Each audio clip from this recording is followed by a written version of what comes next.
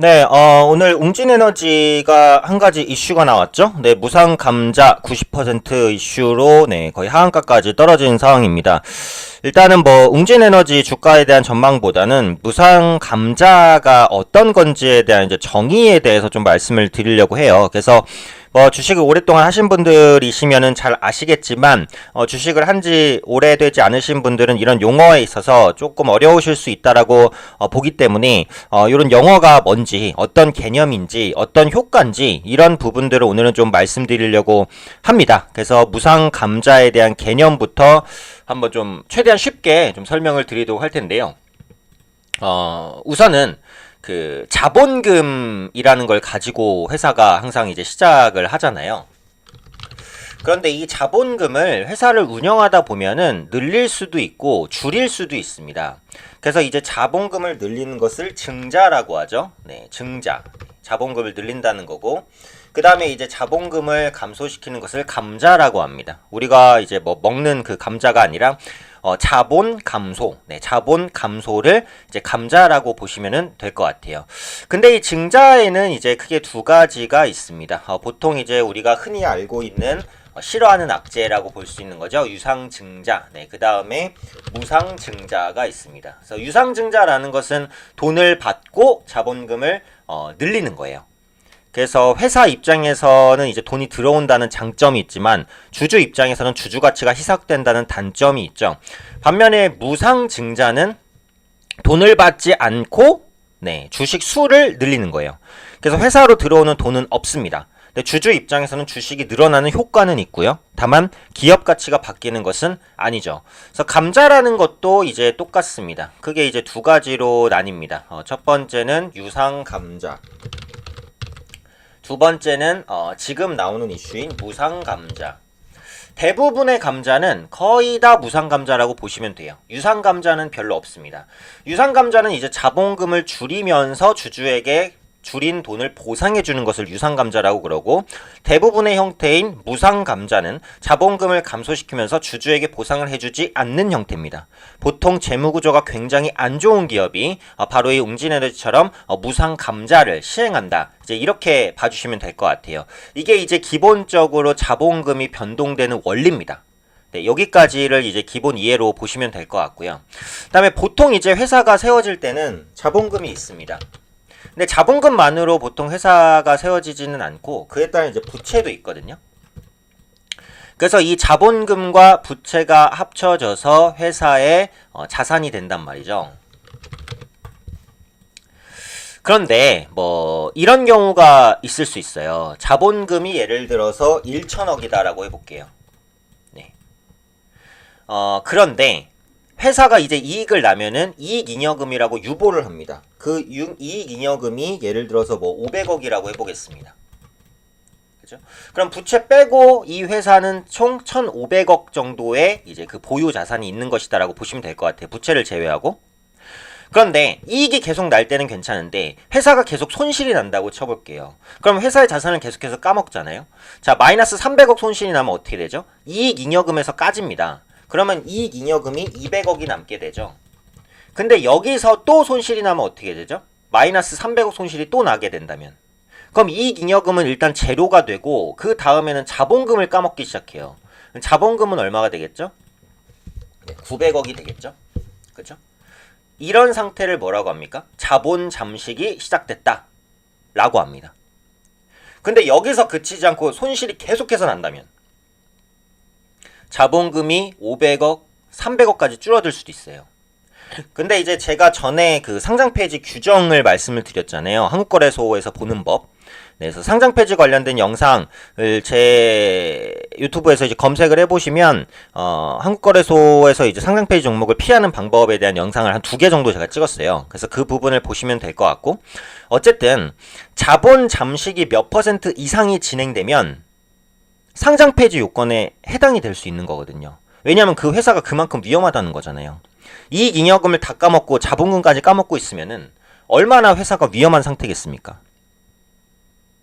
그래서 이런 부분을 해소하기 위해서 시행하는 게 뭐냐면 지금 웅진에너지가 진행하는 무상감자예요. 자, 그럼 무상감자에 대한 효과를 보겠습니다. 다시 얘를 조금 단순화하기 위해서 이렇게 쉽게 해볼게요.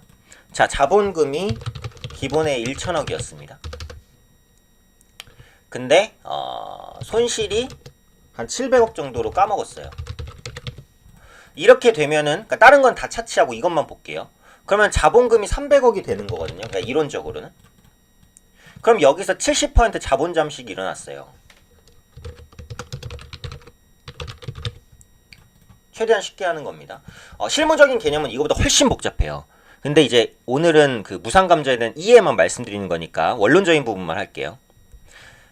그렇죠? 근데 이렇게 되면은 전에도 말씀드렸듯이, 아까 말씀드렸듯이 상장 폐지에 대한 요건, 관리 종목 지정 요건, 이런 부분들이 형성이 돼요. 그럼 이거를 피하기 위해서는 자본금을 줄여버리면 됩니다. 그럼 자본 감식이 해소될 수 있거든요. 그러니까 예를 들어서 자본금이 1000억인데 자본금을 100억으로 줄여볼게요. 100억으로.